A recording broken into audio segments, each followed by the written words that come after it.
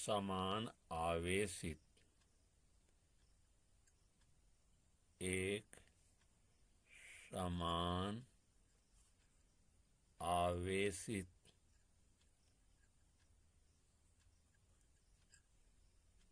अचालक गोले के कारण, अचालक गोले के कारण वैद्युत क्षेत्र की तीव्रता, वैद्युत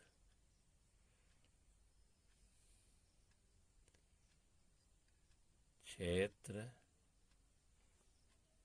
की तीव्रता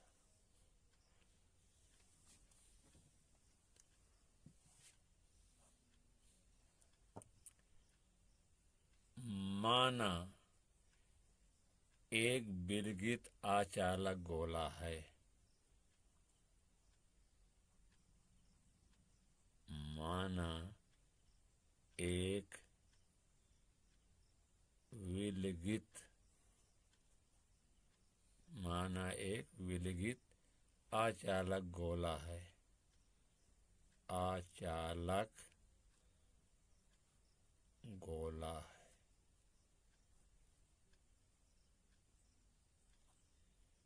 जिसकी त्रिज्या r है, जिसकी त्रिज्या कैपिटल R है।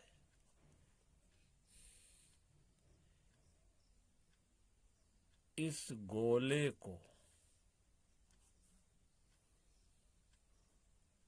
धन q आवेश दिया जाता है। यह आवेश संपूर्ण आयतन में समान रूप से वितरित हो जाता है।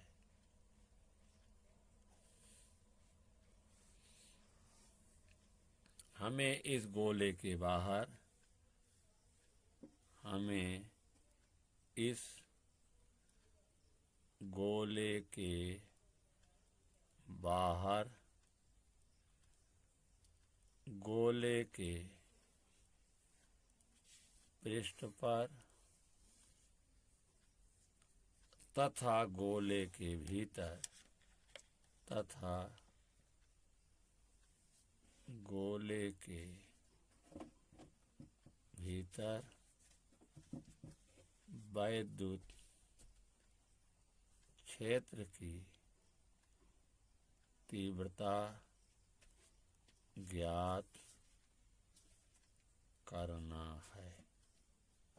सबसे पहले क्या करेंगे, गोले के बाहर हेडिंग हमारी होगी। सबसे पहले तीन कंडीशन है कि कोई एक विलगित गोला है जिसकी त्रिज्या r है, इस गोले को धन q आवेश दिया जाता है। यह आवेश संपूर्ण आयतन में समान रूप से वितरित होता है।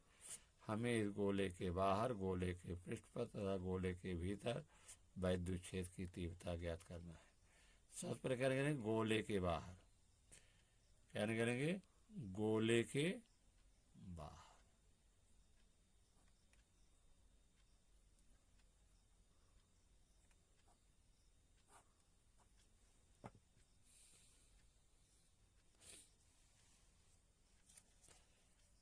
तो यहाँ देखिए एक गोला है,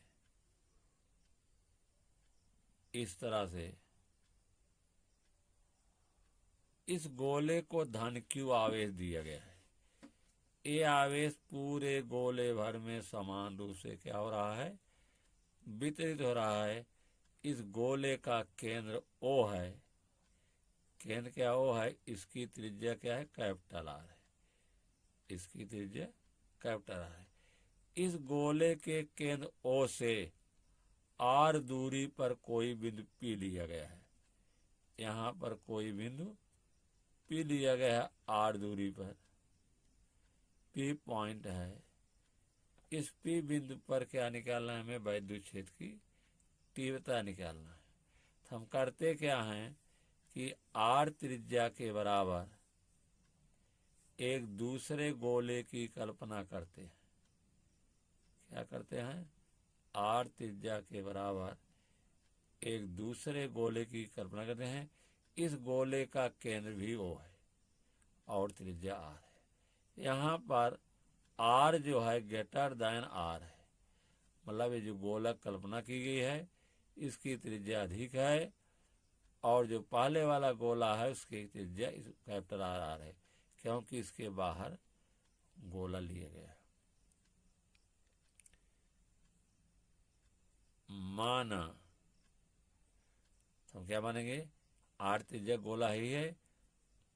माना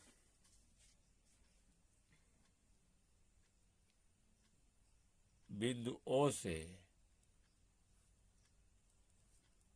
R दूरी पर कोई बिंदु P है। कोई बिंदु क्या है? P है, जो कि क्या है? गोले के बाहर है, जिस पर वैद्युत क्षेत्र की तीव्रता ज्ञात करना है।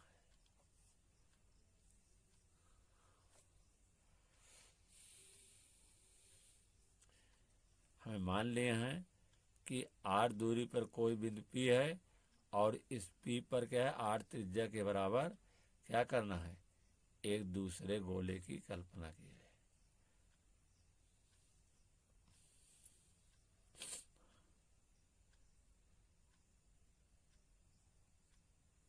OP बराबर R, त्रिज्या के बराबर एक दूसरे गोले की कल्पना किया।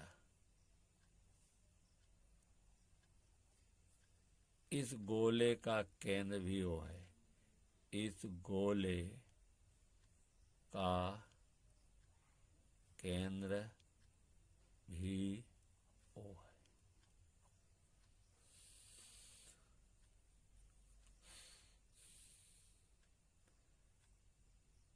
अब हम क्या करते हैं कि यहाँ पर जो P बिंदु है एक छोटा क्षेत्रफल लेते हैं। कैसे लेते हैं? छोटा क्षेत्रफल DA लेते हैं, जिसके क्षेत्रफल की दिशा क्या है? OP दिशा है। OP दिशा है, और वैद्युत क्षेत्र की तीव्रता भी P बिंदु पर OP दिशा में है। तो यहाँ लिखते हैं कि बिंदु P के चारों तरफ एक छोटा क्षेत्रफल DA की कल्पना किया।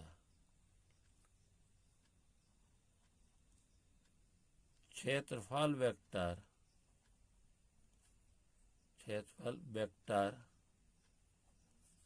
DA की दिशा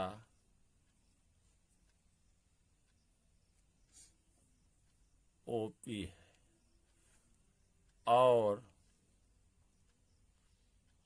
बिंदु P पर वैद्युत क्षेत्र की दिशा भी OP है। क्या है? OP दिशा इसकी भी है, OP दिशा है। छोटे क्षेत्रफल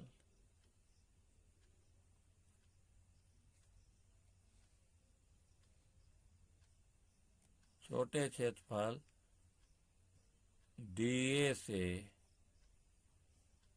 गुजरने वाला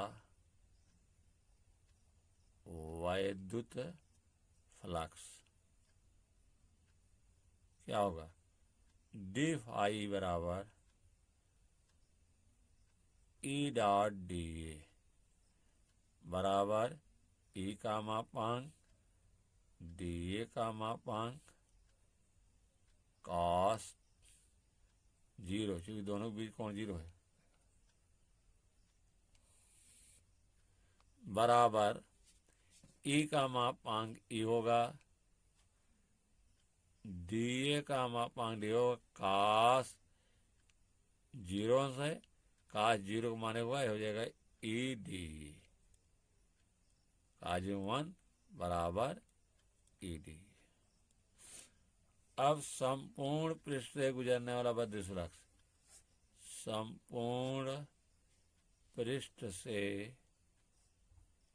गुजरने वाला वैद्युत फ्लक्स फाई ई बराबर सरफेस इंटीग्रल संपूर्ण पृष्ठ हो जाएगा ई डॉट डी, क्या होगा? ई डॉट डी होगा, पूरे पृष्ठ से गुजरने वाला। ई डॉट डी का मान क्या हो जाता है? अभी आप निकाल चुके हैं, सरफेस इंटीग्रल ई डी। तो इस तरह से या फाई ई का मान क्या हुआ? E D. ई कांस्टेंट है, या phi is equal to constant को बाहर निकालिए डी, क्या हो जाएगा? डी होगा। अब समझ में, डी क्या है? संपूर्ण पृष्ठ का क्षेत्रफल। इसका मतलब कितना होता है? सरफेस इंटीग्रल पूरे पृष्ठ का क्षेत्रफल कितना होता है? और पाई क्या होगा? R square. तो इस तरह से या फाई ई बराबर ई इंटू और पाई आर स्क्वायर। समीकरण 1 डाल दीजिए। गॉस के प्रमेय से, गॉस के प्रमेय से क्या होता है? फाई बराबर क्यू अपान एप्सिलॉन 0। समीकरण 2, समीकरण 1 से फाई का मान समीकरण 2 में रखने पर, समीकरण 1 से फाई ई का मान कहाँ रखेंगे? समीकरण 2 में रखने पर, 2 में रख दीजिए यहाँ। तो क्या है? ई ब्रैकेट में 4 pi are square q upon epsilon 0, या इज इक्वल क्या हो जाएगा? 1 upon 4 pi epsilon 0 q upon r square. ये आपका सूत्र बना विद्युत क्षेत्र तीव्रता वाले पॉइंट पर। इसमें आर का मान क्या है?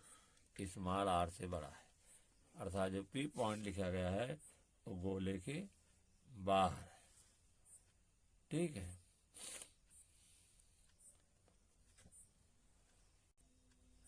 ये समीकरण बना आपका 3, इसको हम 3 मान लेते हैं।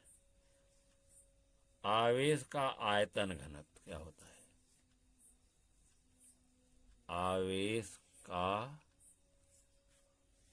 आयतन घनत्व हम रो से लिखते हैं, होता है आवेश बटा आयतन, आवेश बटा आयतन, या क्यू अपान वी। तो गोला का आयतन क्या होता है? या रो इज इक्वल टू क्यू, गोला होता है 4/3 पाई आर क्यू। क्या होगा? 4/3 पाई आर क्यू, या क्यू बराबर क्या होगा?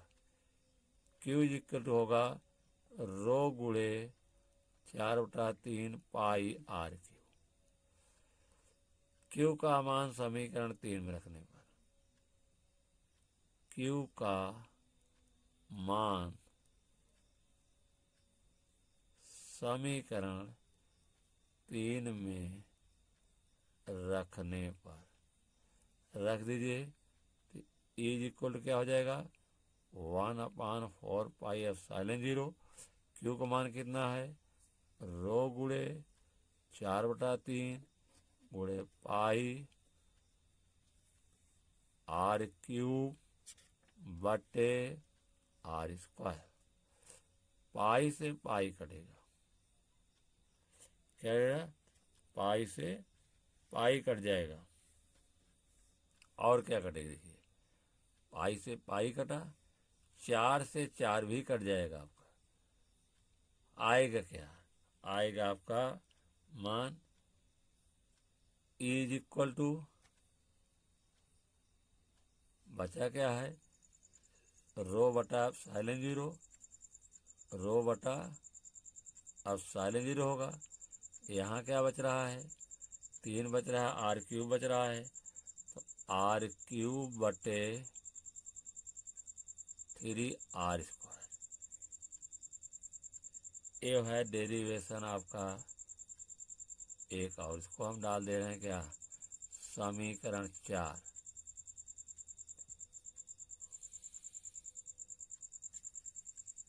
गोले के पृष्ठ पर निकालेंगे, क्या निकालेंगे गोले के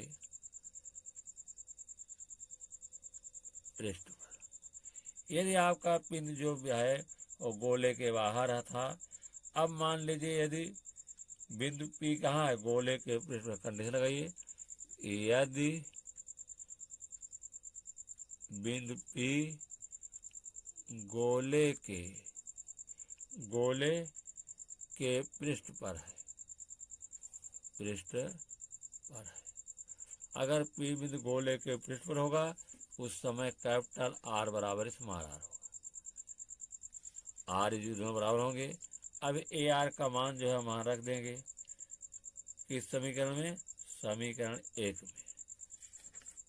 आर का मान आर बार या इसको ऐसे भी लिखते हैं आर बराबर आर बराबर आर का मान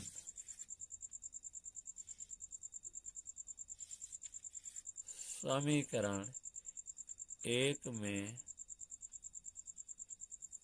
रखने पर रख दीजिए, क्या हो जाएगा is equal to 1/4 pi epsilon 0 Q बटे आर स्क्वायर। एक सूत्र का निगमन ये भी हुआ, क्यू अपान आर स्क्वायर हो जाएगा।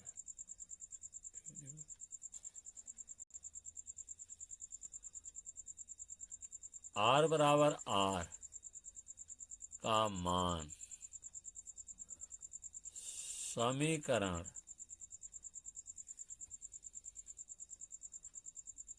आर बराबर आर का मान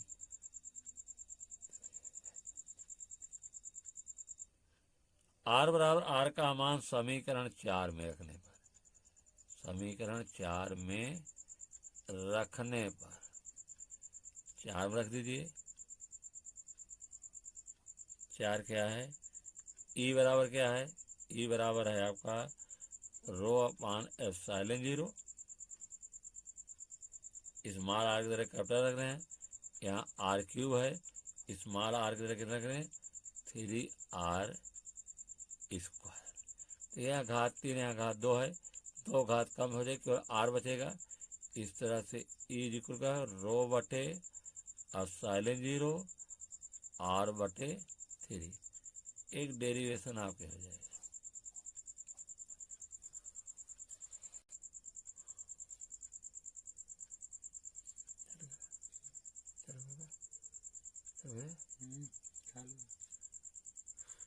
आंतरिक बिंदु पर, अगर P बिंदु कहाँ है गोले के अंदर है, आंतरिक बिंदु पर, आंतरिक बिंदु पर, इसलिए फिगर बनाना पड़ेगा। ये आपका क्या है आवेशित गोला है, ये क्या है, आवेशित आपका गोला है, इसको क्यू आवेश दिया गया। क्या दिया गया है, धन क्यू आवेश। ये पूरे पेट भर में फैला हुआ है, ठीक है। और इसका केंद्र O है, ए त्रिज्या क्या है इसकी, ए आर है, कैपिटल आर।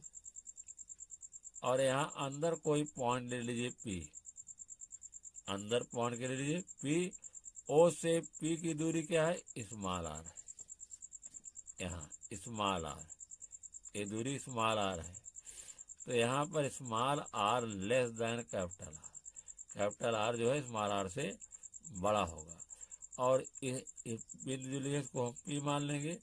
P के चारों तरफ एक छोटे क्षेत्रफल की कल्पना करिए, DA, ये P पॉइंट है, ये P पॉइंट है, DA कल्पना करिए। तो इसका क्षेत्रफल दिशा क्या होगी, क्षेत्रफल की दिशा हो जाएगी OP, OP दिशा में होगा ये क्षेत्रफल वेक्टर, OP दिशा में DA वेक्टर होगा। और OP त्रिज्या के बराबर एक दूसरे गोले की कल्पना करिए, OP त्रिज्या के बराबर एक दूसरे गोले की कल्पना करिए।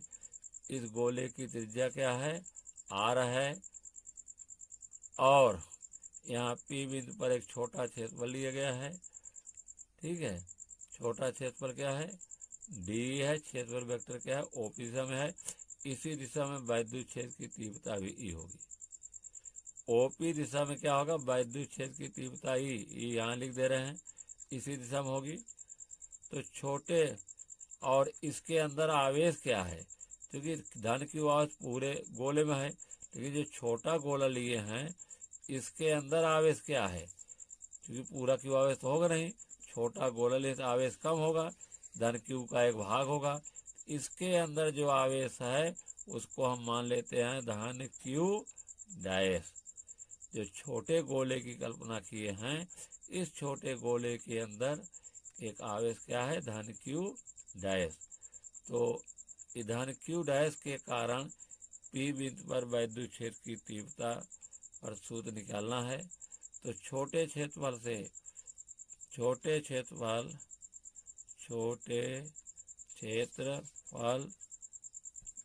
DA से गुजरने वाला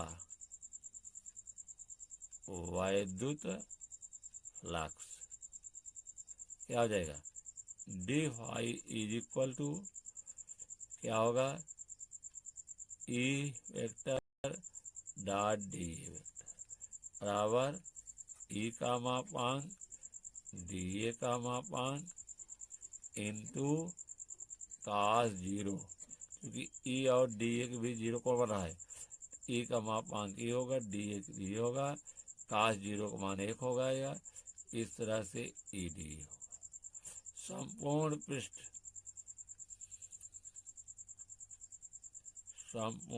पृष्ठ से गुजरने वाला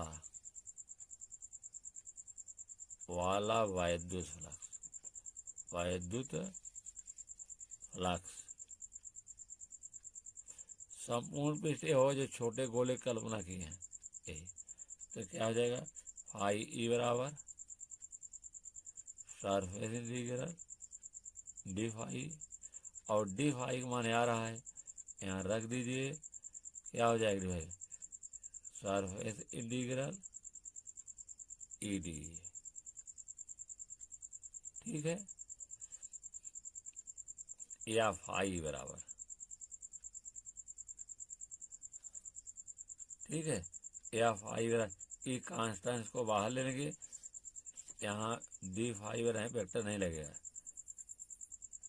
ई डी होगा, ई कांस्टेंट को बाहर लेंगे, कांस्टेंट को बाहर लेंगे, या फाई इज इक्वल टू क्या हो जाएगा, ई सरफेस इंटीग्रल डी। तो सरफेस इंटीग्रल डी का मान क्या होगा, 4 पाई कितना होगा, 4 पाई R स्क्वायर, इसका मान होगा इतने का। तो रख दीजिए एफ आई ई बराबर ई इंटू 4πr²। आर का मान लेस देन आर है। आई का मान कितना है? गॉस के प्रमेय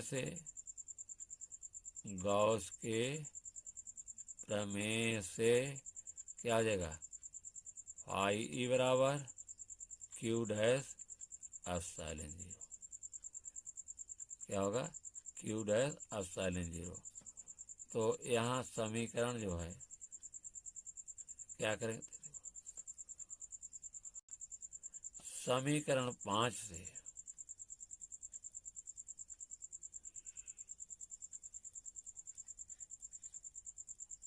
आई ई का मान समीकरण 6 में रखने पर, समीकरण 6 में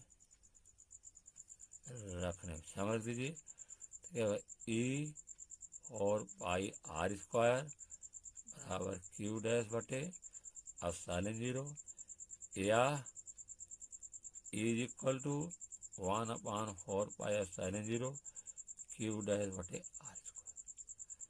समीकरण रहा आपका 7। समीकरण कह रहा है 7। क्योंकि गोला एक समान रूप से आवेशित है, क्योंकि गोला एक समान रूप से आवेशित है, अतः पूरे गोले का आवेश का आयतन घनत्व एक समान होगा। अतः पूरे गोले का आयतन, पूरे गोले का आवेश का आयतन, पूरे गोले का आवेश का आयतन घनत्व रो एक समान होगा। जो बड़ा गोला है, जो छोटा गोला है, दोनों क्या होगा? आवेश का आयतन घनत्व समान होगा। तो छोटे गोले क्या होगा? रो बराबर बोलिए। रो बराबर होगा आवेश बटे आयतन। आयतन होगा 4/3 पाई आर क्यू। बड़े गोले क्या आवेश होगा? क्यू आवेश है और उसका आयतन होगा 4/3 पाई आर क्यू। ध्यान दीजिए कि जो है आवेश का आयतन घनत्व समान होता है। अगर आवेश बराबर रूप से है तो आवेश का आयतन घनत्व क्या होगा? समान होगा। आवेश बटा आयतन, आवेश बटा आयतन। देखिए 4/3 से 4/3 कट जाएगा, पाई से पाई कट जाएगा, या क्यू डैश बराबर क्या होगा? क्यू डैश बराबर हो जाएगा, तिरछा गुणा हो जाएगा, तो हो जाएगा Q dash is equal to Q, क्या होगा? Q dash is equal to Q R Q बटे आर क्यू, कैपिटल आर। समीकरण हुआ 8। समीकरण 8 से क्यू डैश का मान समीकरण 7 में रखने पर, समीकरण 8 से क्यू डैश का मान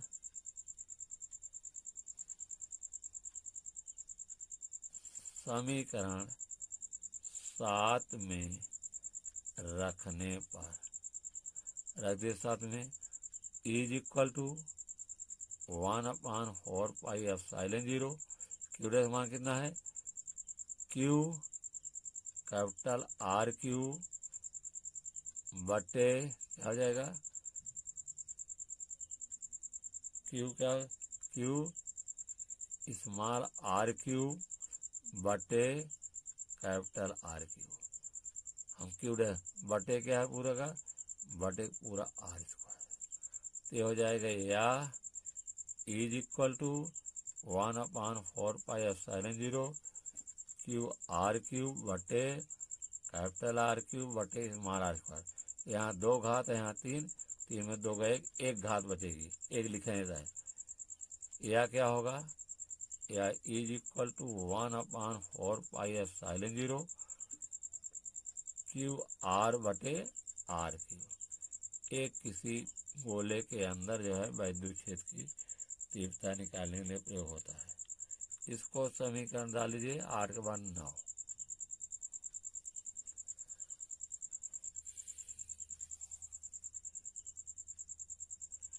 आवेश का आयतन घनत्व रो बराबर क्या होगा, आवेश बटा आयतन। रो इज इक्वल टू या रो इज इक्वल आवेश क्यू है, आयतन क्या होगा, जिस पृष्ठ पर आवेश पूरा दिख रहा है उसका आयतन होगा 4/3 पाई आर क्यू होगा। क्या होगा, आर क्यू हो जाएगा। या क्यू इज इक्वल टू क्या हो जाएगा, 3 गुणा हो जाएगा, रो गुणे 4/3 पाई आर क्यू। क्यू को मान कहाँ रखेंगे, समीकरण 9 में रखेंगे। क्यू का मान समीकरण 9 में रखने पर रख दीजिए। तो समीकरण 9 क्या है, रखिए इज इक्वल टू 1/4πε0। हाँ, क्यू का मान समीकरण 9 में रखने पर ई बराबर 1/4πr²। क्यू के स्थान क्या लेंगे, रो गुणे कितना होगा, 4/3 पाई आर क्यूब गुणे स्मॉल आर पहले था बटे आर क्यूब। अब काट दीजिए, आर क्यूब से आर क्यूब कट जाएगा, 4 पाई यहाँ पर है, 4 पाई ये भी कट जाएगा। बच क्या रहा आपका, या 3 नीचे आ जाएगा, या बच रहा है आपका कितना, बराबर is equal to rho upon epsilon 0, यहाँ आर बचा गुणे आर/3, एक डेरिवेशन ये भी रहा।